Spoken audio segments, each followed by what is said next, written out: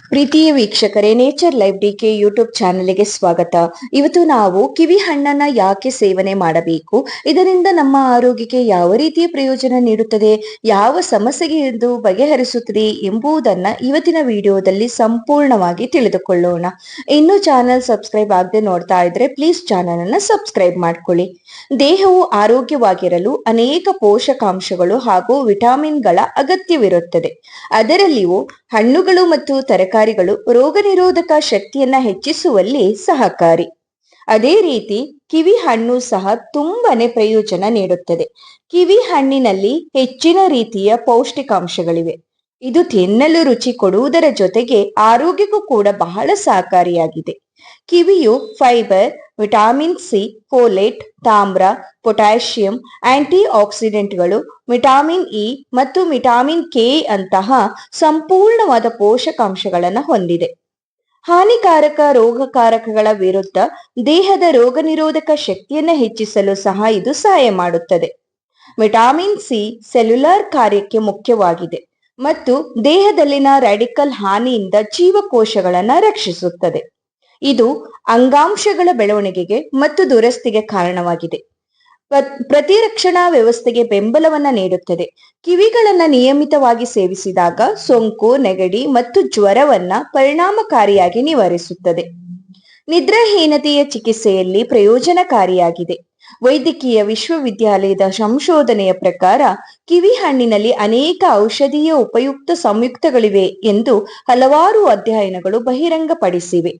ಅವುಗಳಲ್ಲಿ aunty accident ನಿರೋಧಕಗಳು ಮತ್ತು ಸಿರೋಟೋನಿನ್ ನಿದ್ರಾಹೀನತೆಯ ಚಿಕಿತ್ಸೆಯಲ್ಲಿ ಪ್ರಯೋಜನಕಾರಿಯಾಗಿದೆ. ಮಲಗುವ ಸಮಯಕ್ಕೆ 1 ಗಂಟೆಯ ಮೊದಲು 2 ಕಿವಿ ಹಣ್ಣುಗಳನ್ನು ಸೇವಿಸುವುದರಿಂದ ನಿದ್ರೆಯನ್ನ ಉಂಟು ಮಾಡುವಲ್ಲಿ ಅಪಾರವಾಗಿ ಸಹಾಯ ಮಾಡುತ್ತದೆ ಎಂದು ಹೇಳಲಾಗುತ್ತದೆ. ಫೈಬರಿನ ಉತ್ತಮ ಮೂಲವಾಗಿದೆ. ನಾರಿನ ಭರಿತ ಆಹಾರಗಳ ಸೇವನೆಯು ಹೃದಯನಾಳದ ಕಾಯಿಲೆ ಮತ್ತು ಪರಿಧಮನಿಯ ಹೃದಯದ ಕಾಯಿಲೆ ಎರಡರ ಅಪಾಯಗಳನ್ನ ಕಡಿಮೆ ಮಾಡುತ್ತದೆ. ವೈದ್ಯಕೀಯ ಸಂಶೋಧನೆಯ ಪ್ರಕಾರ ಹೆಚ್ಚಿನ ಫೈಬರ್ ಆಹಾರಗಳು ಹೆಚ್ಚು ಕಾಲ ತುಂಬಿರುತ್ತವೆ ಮತ್ತು ರಕ್ತದ ಒತ್ತಡ, ಕೊಲೆಸ್ಟ್ರಾಲ್ ಮತ್ತು ರಕ್ತದಲ್ಲಿನ ಸಕ್ಕರೆಯಂತಹ ಚಯಾಪಚಯ ಗುರುತುಗಳನ್ನು ನಿಯಂತ್ರಿಸುತ್ತವೆ. ಇದು ತೂಕವನ್ನ ಕಳೆದುಕೊಳ್ಳಲು ಸಹಕರಿಸುತ್ತದೆ ಮತ್ತು ಇದನ್ನ ಮಧುಮೇಹಿಗಳಿಗೆ ಹೆಚ್ಚಾಗಿ ತಿನ್ನಲು ಹೇಳುತ್ತಾರೆ. ಜೀರ್ಣಕ್ರಿಯೆಯಲ್ಲಿ ಸಹಾಯ ಮಾಡುತ್ತದೆ. ಕಿವಿ ಹಣ್ಣಿನಲ್ಲಿ ಪಪ್ಪಾಯೆಯಲ್ಲಿರುವ ಪ್ರೋಟೀನ್ ಕರಗಿಸುವ ಗುಣಲಕ್ಷಣಗಳಿಗೆ ಹೆಸರುವಾಸಿಯಾಗಿದೆ. ಈ ಕಾರಣದಿಂದಾಗಿ ಇದನ್ನು ಸಾಮಾನ್ಯವಾಗಿ ಮಾಂಸದ ಟೆಂಡರೈಸರ್ ಆಗಿ ಬಳಸಲಾಗುತ್ತದೆ. ಇದಲ್ಲದೆ ಇದು ದೇಹದಲ್ಲಿನ ಪ್ರೋಟೀನ್ಗಳ ಜೀರ್ಣಕ್ರಿಯೆಯಲ್ಲಿ ಸಹಾಯ ಮಾಡುತ್ತದೆ ಮತ್ತು ಕೆರಳಿಸುವ ಕರುಳಿನ ಸಹ ಲಕ್ಷಣಗಳಿಂದ ಬಳಲುತ್ತಿರುವ ರೋಗಿಗಳಿಗೆ ಸಹಾಯ ಮಾಡುತ್ತದೆ. ಇದು ಫೋಲೇಟಿನ ಉತ್ತಮ ಮೂಲವಾಗಿದೆ.